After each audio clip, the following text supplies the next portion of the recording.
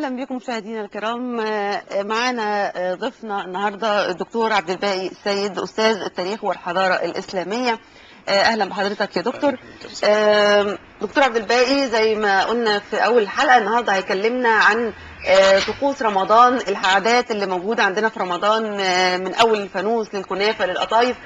تعالوا نعرف مع بعض يعني قصه الحاجات دي ايه، علشان حتى نحكيها لاولادنا لما نجيب لهم فانوس نقول لهم ان كل حاجه عندنا في بلدنا ليها قصه وليها تاريخ، لان بلدنا عظيمه قوي وكل حاجه فيها، حتى الزينه وحتى الحاجات البسيطه، الالعاب الاطفال، الاغاني، ليها تاريخ عندنا، لان احنا بلد عظيمه وليها تاريخ كبير. دكتور عبد الباقي، هنبدا الاول، حضرتك كنت عايز نبدا من اول معنى رمضان. طيب، بعد الحمد لله خلينا في البداية. الناس بتتكلم على شهر رمضان واسمه جه منين ومعناه والطاعة فيه والتيسير، حتى اسمه لو حللنا حروفه. يمكن أنا كنت عملت تعليق كده ايه سريع لكل حرف، لكن خلينا الأول أقول من الناحية اللغوية رمضان ده أخذ من الرمضاء، من شدة الحرارة.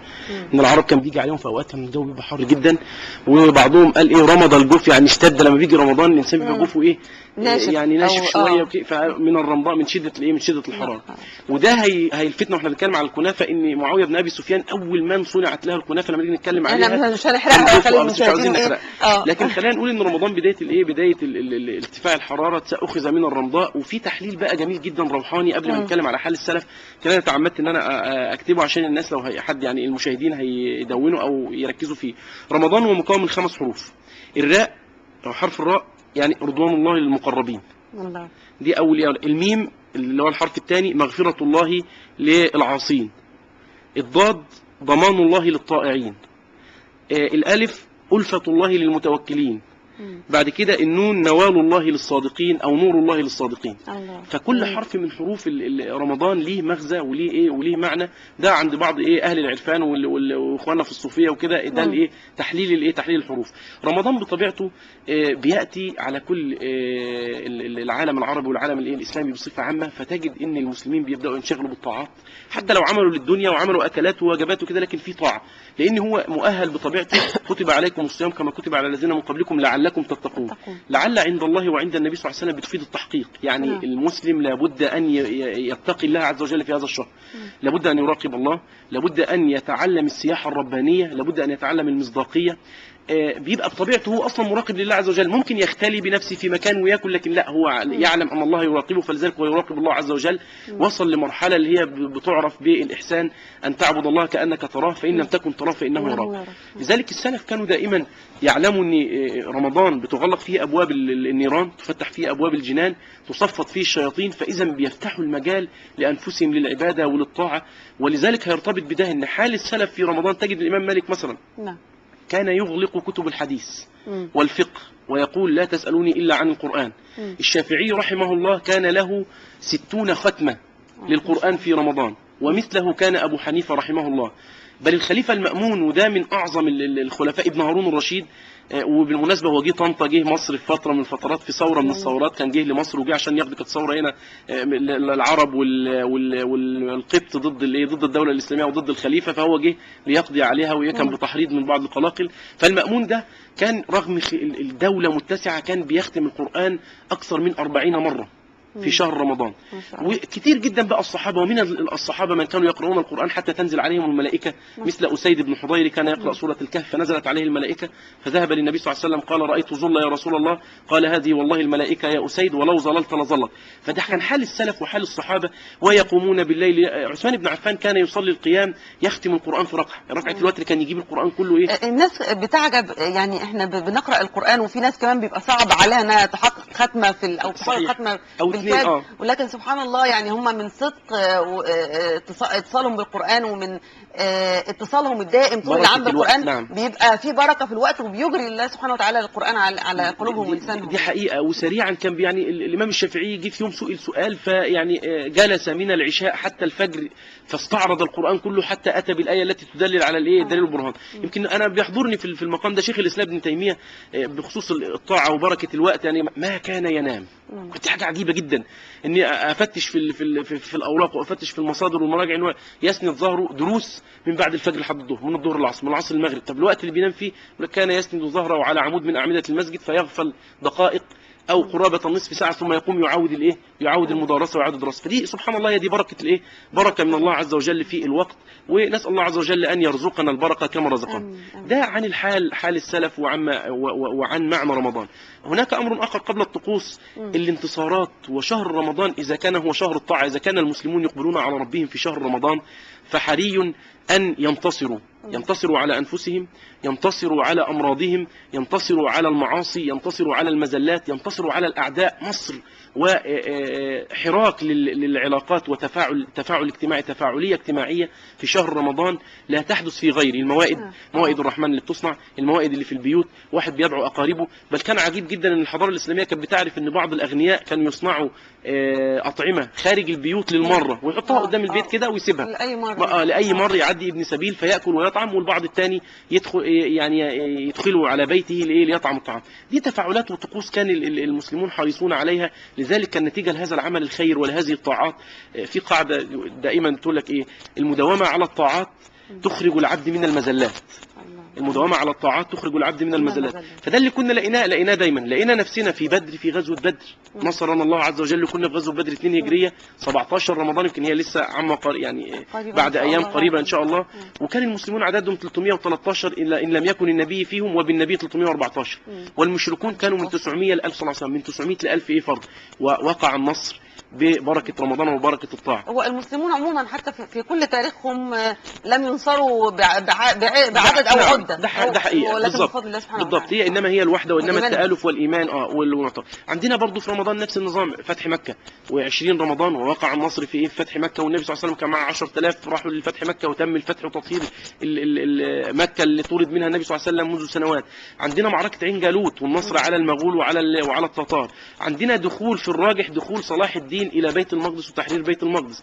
عندنا تحرير فتح بلاد السند، فتح الأندلس اللي هي دلوقتي جزء فتوحات إسلامية، فتح الأندلس. بل عندنا يعني حاجات عجيبة جدا في يعني شخصيات عظيمة ولدت وتوفيت في هذا الشهر الكريم. منها مثلا سيدنا الحسن بن علي ابن فاطمة بنت النبي صلى الله عليه وسلم، ولد في رمضان في العام الثالث من هجرة النبي صلى الله عليه وسلم.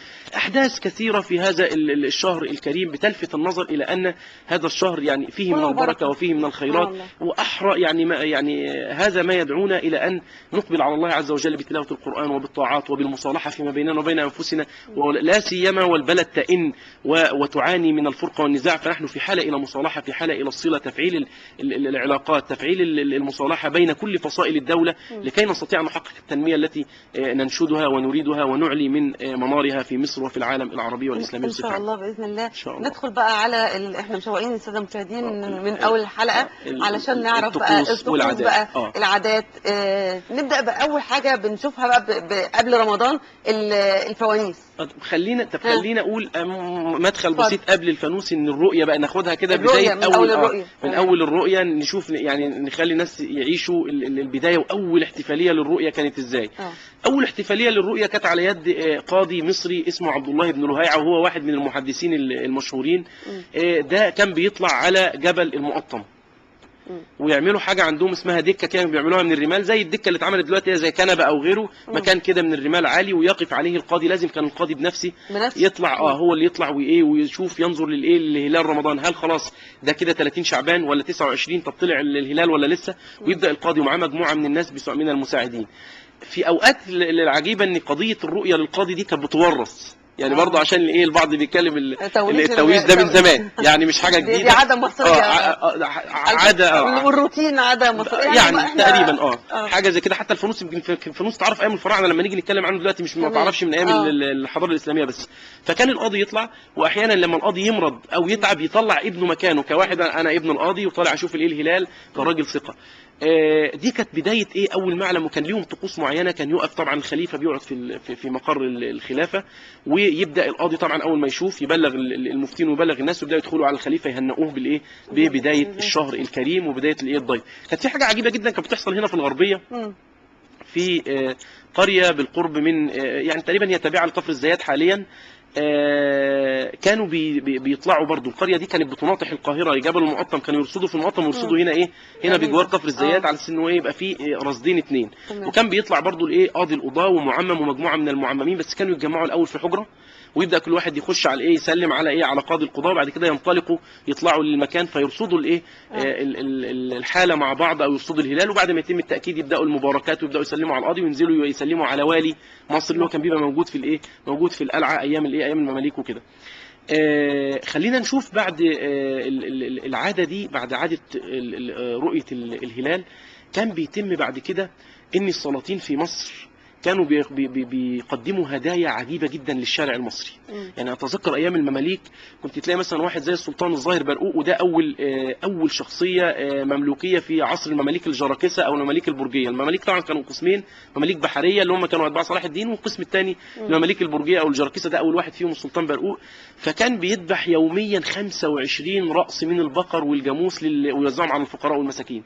كانت دي يعني عاده برضو من ضمن الايه العادات. وجه اللي بعده بقى يزود يذبح 30، اللي بعده يذبح. السكر كان يوزع على الفقراء ويوزع على المساكين، لدرجه ان كان بيتكلموا في ارقام ان كان بيعدي رمضان الاف من الاطنان من السكر كانت بتوزع على الفقراء. يعني وعلى ما شاء الله عاداتنا الغذائيه دي من زمان قوي، قديمه يعني امور موغله في الايه، موغله في القدم. كان نيجي بقى نشوف يعني بعض النماذج للطقوس الاساسيه. فانوس رمضان. الفانوس كان الدكتور زاهي حواس بيتكلم عنه ان اصل الفانوس هو اصل الفانوس كلمه، معنى كلمه اغريقيه، مش مصريه ولا عربيه، كلمه اغريقيه مع وسيله من وسائل الاناره. اصل كلمه الفانوس هو اصلا يعرف عندنا في اللغه العربيه السراج، اللي هو بينير الحاجه اللي يعني حتى القران استخدمه سراجا منيرا فهو السراج اللي هو ايه، ما ينير للناس. اتعرف ايام الفراعنه وكانوا بيستخدموه، بيرسموه في المقابر ويضعوه مع ايه كماده من ضمن المواد اللي كانت بتوضع حتى مع الايه، مع الموتى وكده، ينير لاعتقاداتهم ويرسموا له الرسومات بتاعته. فاول ما عرف في مصر القديمه. دي معلومه جديده ان هو من ايام الفراعنه، مش الخلافه الفاطميه. الفانوس من ايام الامام الفراعنه، لكن كلقب هو عرف اسم الفانوس اسم اغريقي. تطور بقى الامر، واول ما ظهر كعاده في رمضان بقى، طبعا ما كانش الفراعنه ما كانوش يتكلم بقى لسه رمضان، الاسلام لما جه وبدا دخل مصر، فنبدا نشوف بقى عاداته كعاده او طقس تم الاعتماد عليه واستخدامه في الزين. البعض بيتكلم على انه اول ما ظهر عندما اتى المعز لدين الله الفاطمي، اللي هو اول حاكم فاطمي مصري جه الى مصر وادعوا النسب الى السيده فاطمه بنت النبي صلى الله عليه وسلم، وده طبعا هم كذبوا فيه ومش لا ينتسبون الى ايه، الى فاطمه، لكن هم خدوا النسب وقالوا احنا الفاطميين. فجه المعز لدين الله الفاطمي من المغرب وجه الى مصر، وهو داخل على حدود مصر طلع بعض الاهالي يستقبلونه ومعهم الاطفال الصغيرين. اول بقى استخدام للفانوس دخل ليلة وللزينه دخل في الليل. فهم بداوا يستخدموا ايه، فوانيس ويحطوا فيها الشمع. فكان بعد كده بقى نبدا نشوف بقى سوق الشماعين عشان الفوانيس تبدا تستخدم كعاده. كان اول لانه دخل في اول ليله مع بدايه ايه، دخول رمضان فكله ارتبطت دي بدي، فبداوا يخرجوا له بالفوانيس وعملوا فوانيس كبيره، وبداوا يحطوا الشموع في داخل الايه الفوانيس، وعملوا الزينه. وعملوا كمان بقى ايه، احنا بنلاحظ حتى يعني لو نشوف الزينه اللي بتتحط، الولاد بيقصوها مربعات واشكال اللي هي ويخرموها من وسط كده بشكل اللي هي الاشكال الاسلاميه اللي بنشوفها في الفن الاسلامي. بالظبط، لازم بتسمى تحت مسمى الارابيسك. فن الارابيسك، الزخرفه، اللي هو دي كان الطبيعي اللي كانوا بيشتغلوا عليه، سواء في العمل الخشبي او في العمل الزجاجي او الرسومات او كده، ده اللي كان ايه يعني معتمد. حتى لو شفنا ده نوع فانوس او في زخرفات برضو ايه معينه. طيب المعز لدين الله الفاطمي لما لقى الفرحه دي، وكمان قدموا له بقى ايه قطايف وكنافه ويعني الحلوى والتمور، التمر والمشاريب، كل ده اتقدم في اول ايه، في اول ليله.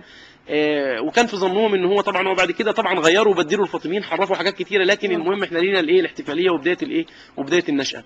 بدا بعد كده طلع قرار ان البدايه ان الفوانيس تبدا تستخدم في اناره الشوارع، وتبدا تستخدم في اناره المساجد، وتبدا تستخدم في كل اناره الحوانيت وكل عجبه الشكل والتصميم الشكل عجبه وراق ليه ان هو ده منظر كويس جدا، وبدل ما نبقى ماشيين في ظلمه، ما كانش في طبعا لسه كهرباء ولا غيره، فشغالين بالفوانيس. فتيجي بقى تباعا تلاقي بقى كل سنه يجي خليفه بقى يبدا يستخدم ايه بقى، قبل رمضان ب 15 يوم يعني من نص شعبان يبداوا عاده بقى في المساجد، تطهير ضبط المساجد، تبدا تطهر وتنظف، وتبدا يستخدموا طبقات من السجاد، لدرجه ان البعض السجاجيد دول كان الطبقات دي 10 طبقات يعني سجاد، ده استعدادا لشهر رمضان يفرشوا المساجد ويبداوا يزينوها بالاناديل، لدرجه ان كان في 700 فانوس من الفوانيس الكبار كانت مخصصه للمساجد الكبيره زي مسجد عمرو بن العاص، مسجد الحاكم بامر الله، المسجد الازهر، مسجد احمد بن طولون.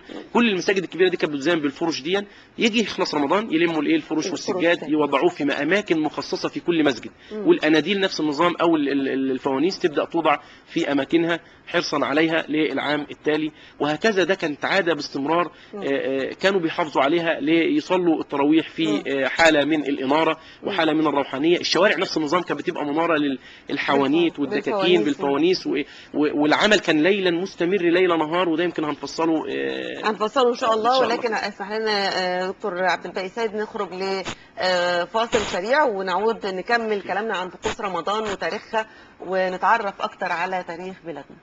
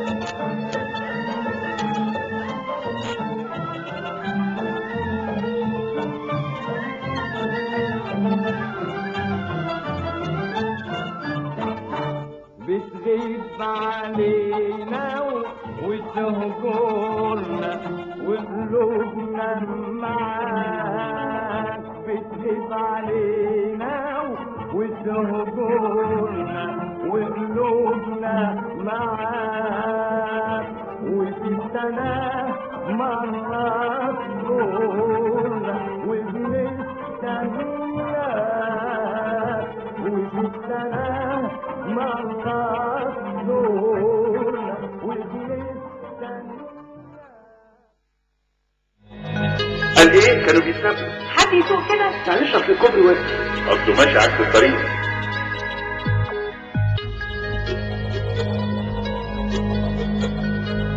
اسالك سؤال على السريع، كم مره كنت سايق عربيتك على المحور ولقيت واحد معدي جنبك طياره؟ وواحد تاني جاي من الناحيه التانيه ضارب النور العالي في وشك.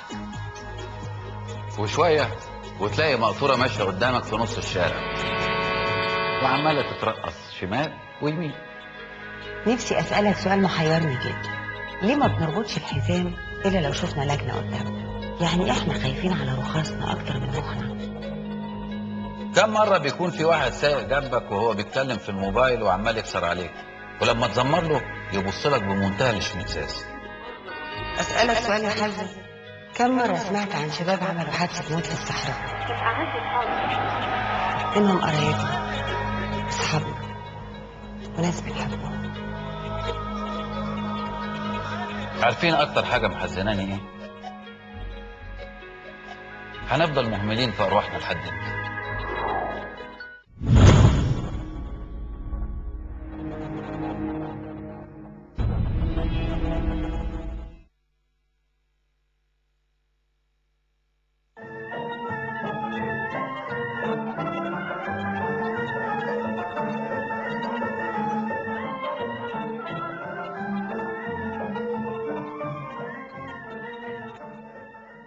اهلا بكم مشاهدينا الكرام مره اخرى، ونرجع تاني بقى لحلقتنا الرمضانيه. واحنا عرفنا من ضيفنا دكتور عبد الباقي السيد فانوس رمضان وتاريخ فانوس رمضان. في حضرتك كنت اشرت في كلامك عن حاجه اسمها سوق الشماعين، اللي هم اللي بيبيعوا الشمع. بيبيعوا الشمع. الاسواق دي كان بالمناسبه كمان الاسواق في خصوصا من بدايه العهد الفاطمي بقى المعز للدين الفاطمي لما جه ولقى الاناره، فالسوق الشماعين بقى من اكبر الاسواق، هو وسوق الحلويين والاسواق بتاع هو الجميل اللي كان فيه تخصصات، ده سوق كذا وده سوق مش كله على بعضه. اكتر حاجه بقى سوق الحلويين وسوق الشماعين وسوق اللحوم، دي كانت اكتر حاجه كانت بتشتغل في رمضان. يعني دي كانت اكتر الملفت. وبقى سوق الفوانيس، صانع الفوانيس، وبقت مدينه القاهره فيها اكتر من مكان، حي الغوريه وبجوار الجامع الازهر، يعني كان في اكتر من مكان لصناعه الفوانيس. كانت دي الاسواق او الاماكن اللي بيصنع فيها الامور المرتبطه بشهر رمضان. الشمع طبعا كان باستمرار، في الشمع الاحجام الكبيره، كان في الشمع الكبير اللي كان بينير بيستخدموه في اناره القصور، وفي الشموع الصغيره اللي بتحط الفوانيس، وفي شموع كبيره للفوانيس اللي هي الكبيره، وكانت في شموع بتوضع في الشوارع، في بعض الشوارع برضه زي الشمعه الكبيره اللي عندنا، نفس الطقوس. ما جاتش يعني يعني مش جديده، هي تغيير مجرد نيولوج بس وتحسين للعاده ليس الا. الاسواق كانوا بيحرصوا جدا انها تكون مناره، اناره تامه، بحيث الناس تقدر تشتري، تنزل تشتري حاجتها. وكان دايما الخروج واللعب بقى كان بيبقى بعد صلاه التراويح. يعني دي كانت برضو من ضمن العادات الاطفال يطلعوا. طب انا عايزه راي حضرتك كده وحضرتك دارس التاريخ، وانا بعرف اللي بيدرس كل ما بندرس تاريخ بلدنا اكتر كل ما بنحب كل حاجه اثريه فيها اكتر. ايه رأي حضرتك في الغزو الصيني لفوانيس رمضان اللي اتغير شكلها تماما، يعني ما بقتش الفوانيس بتاعتنا؟ هي دي مشكلة خلينا نقول ان دي مشكلة من ضمن المشاكل، ان لما بتتوقف التنمية وبيتوقف التصنيع بنبدأ نبص لا انا لو صنعته هيكلف عليا مثلا 10 جنيه ولا انا اجيبه ب5 جنيه. دي كارثة، يعني دي كارثة مرتبطة فبيأثروا في ثقافتهم في ثقافتنا. بيتأثر بالظبط، بتأثر علينا الثقافة نتيجة ان بنضعف اقتصاديا او بنضعف مثلا في تصنيع حاجة، بيبدأ علينا ما يسمى بغزو حاجة معينة. حتى فكريا لو ضعفنا فكريا، نشوف مثلا لو احنا ضعفنا في ذهنيا وفكريا، يبدأ الفكر الغربي يبدا ما يسمى الفكر الغربي يمتد الى فراغنا، يبدا يشوف الاماكن اللي الفارغه عندنا ويبدا يتدخل فيها، ونبدا ناخد عادات وتقاليد بعيده عن عاداتنا وتقاليدنا الاساسيه اللي احنا بنعمل بيها. خلينا نقول ان بعد صلاه التراويح كان بيصلي كله، حتى الاطفال يدخلوا المساجد ويصلوا، يعني ودي كانت من ضمن بقى العادات الاسلاميه الاصيله، ان هو يدخل الولد داخل مع باباه او داخل مع والسيدات كانوا برضه لهم اماكن للصلاه زي نفس القضيه دلوقتي، ويتم الصلاه بعد صلاه القيام. كانوا بيصلوا بعض المساجد تصلي 20 ركعه وركعه الوتر، بعض المساجد بتصلي 8 و3 الوتر. ده كان موجود. وفي مساجد كان بتتزايد، يمكن بتصلي لحد 38 ركعه و48 ركعه، وفي اللي كان بيزود ويقوم ثاني بالليل يزود. دي كانت عادات، لكن الطبيعي كان 8 و3 ويخرجوا بعديهم، يبدا الاطفال بقى يمسكوا الفوانيس ويبداوا الزينه وماسكين بعض الزينات معاهم. في الاغاني الشهيره بنت السلطان اللي هو السلطان بقى الفاطمي او اللي موجود، دي كانت من ايام العثمانيين، طلعت دي من ايام الدوله العثمانيه. لكن انا في وحوي دي، وهنتكلم عن المصحرات والحاجات دي والعادات. علشان ناخد سريع، احنا قلنا الفانوس وحوي مثلا. اللفظه دي نفسها ظهرت من ايام الدوله المملوكيه، وكانت موجوده، وكان فيه مغني، يعني بعض المغنيين، وكان الاطفال بيبداوا يخرجوا يتقال لهم الكلمه، هم يبداوا يرددوا وراه، ويخرجوا في حفلات زي حفلات جماعيه في كل حي وكل مكان وكل حاره، يبداوا يرددوها. والاغنيه او النشيد ده طويل، يعني انا لا اذكر بقى الا المطلع بتاعه اللي كانوا بيرددوا فيه اكتر من بيت واكتر من واكتر من شطر، يبداوا يغنوا ويخرجوا من مكان لمكان. لكن ما فيش تاصيلا لكلمه وحوي دي، يعني ايه؟ ما في اللغه ملهاش، يعني ممكن تكون حاجه موسيقيه كده وخلاص. لا انا ما وقفتش، يعني صراحه ما وقفتش على ما وقفتش عند النقطه دي، لكن انا على العاده، ظهور العاده نفسها ظهرت. يمكن خلينا نبقى نوصلها لغويا بعد كده في طيب احنا عشان وقت البرنامج برضه، ويا ريت ده يكون يعني سؤالي ده يكون حافز بقى لاولادنا اللي بيقعدوا على النت وكده، ان هم يدوروا على ومعنى اليميش ومعنى ويقولوا لنا يا ريت. برضه القطايف والكنافه. القطايف والكنافه الاثنين ارتبطوا مع بعض، ظهروا اول ما ظهروا في بلاد الشام في عهد معاويه بن ابي سفيان. معاويه بن ابي سفيان ده كان والي على الشام الاول، حكم 20 سنه والي و20 سنه خليفه. يعني حكم كخليفه من سنه 41 هجريه لحد سنه 60 هجريه، لما تنزل له سيدنا الحسن بن علي عن الخلافه. فلما كان بيجي يصوم، هو سيدنا معاويه كان بدين طويل وتخين كده، يعني كان جسم لدرجه ان هو لما يعني في سنه لما تقل ما بقاش يقدر يقف يخطب الخطب، بقى يقعد على يقعد على الكرسي من وكان جميل، يعني وسيم وابيض، يعني بياض مشرب بحمره، طول بقى فارع. كان لما بيصوم بيتعب، بيحس يعني ايه تعب في بطنه وجوع ويعني ايه، فبعت للطبيب قال له انا يعني مش قادر الصيام، اعمل ايه؟ دلني على حاجه يعني ايه اعملها. قال له هنصنع لك حاجه اسمها الكنافه. دي كانت اول ظهور ليها، فصنعوا له الكنافه. بس طبعا ما كانتش بقى ايه يعني برضو بتضاف عليها كميات الايه السكر والحاجات دي والزيوت دي، يعني هي حاجه زي ايه زي الكحك كده في بدايتها.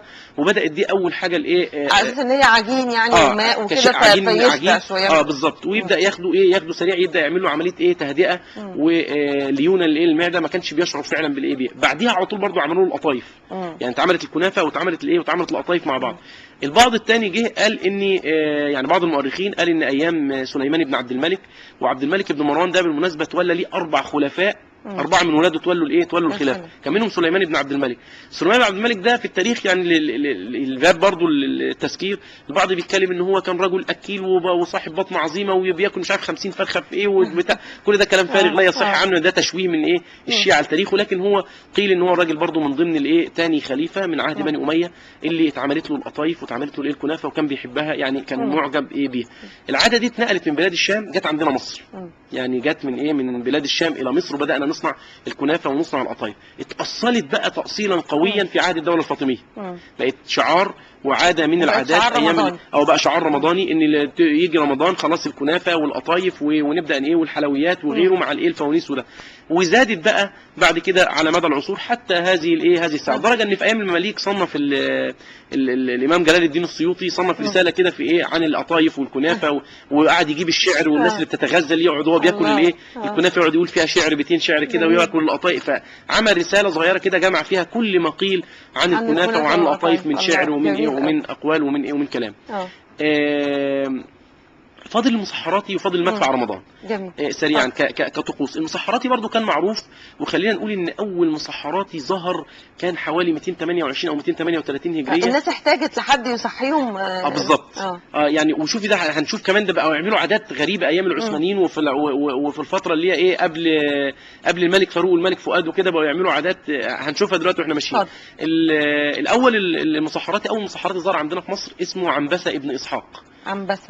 ده اول واحد ظهر عندنا، وكانوا بيستخدموا طبعا في الشام واليمن كانوا بيستخدموا في نبابيت نبوت ويمشوا على البيوت ايه يخبطوا على كل بيت واحد. ده كان الشام وكان اليمن. وبعض الدول كان بيستخدموا الاغاني، يغنوا بس وايه وشويه اغاني واناشيد، يبدا الناس تبدا ايه تصحى.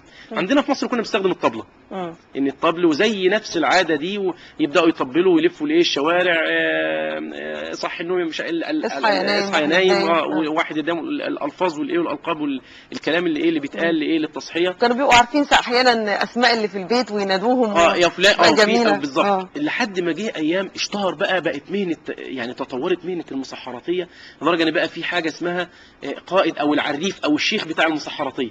يعني ما بقاش بقى ايه مثلا واحد، بقى في مجموعه مثلا كل مدينه ليهم مثلا ايه شيخ المسحراتيه. كان ده ابن نقطه، كان اسمه ابن نقطه، ده ايام الناصر محمد بن قلاوون اللي المسجد بتاعه شهير، وكان من اشهر تولى حكم المماليك 3 مرات.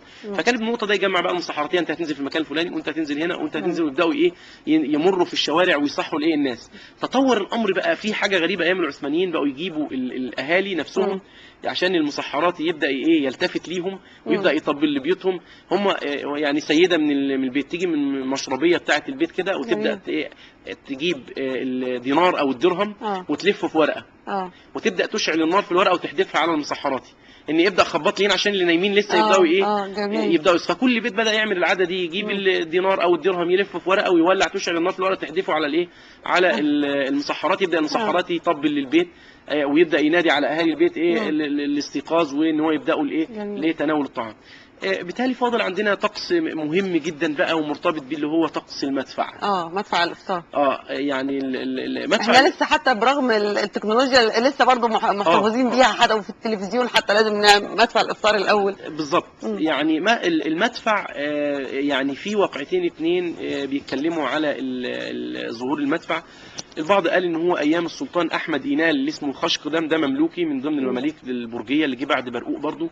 قال ان هو جاله مدفع كويس جدا من بره من الخارج، فحب يختبره، فوافق. فقالوا وروني كده، سمعوني صوته يعني ايه كانت بدايه بقى ظهور المدافع، ظهرت اول ما ظهرت عند العثمانيين، وبدا بقى هو بياخد جاله مدفع كده زي هديه، حاجه جديده، زي آلة حرب عاديه يعني بيشوف مستوردينها. اضربوا لي كده، جربوا لي ضربه، فوافق الطلق بتاعه ساعه الاذان للمغرب في ليله من ليالي، في يوم من ايام رمضان.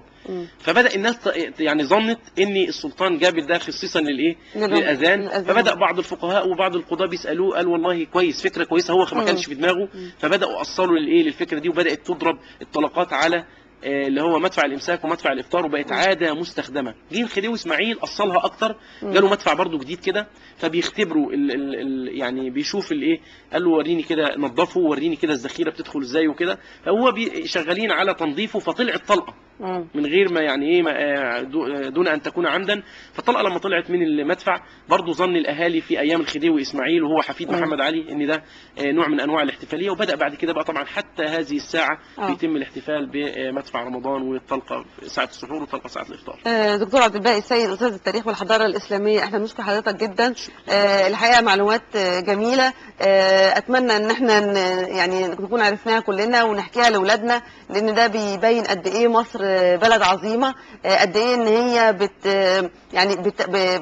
بتجيب الحضارات كلها وبتمزجها بالطعم المصري، وفي الاخر بتطلع حاجه مصريه جميله جدا اصيله. دكتور عبد الباقي، شكرا لحضرتك، ومشاهدينا الكرام بنشكركم، رمضان كريم، وان شاء الله نلقاكم في يوم اخر من ايام رمضان، والسلام عليكم ورحمه الله وبركاته.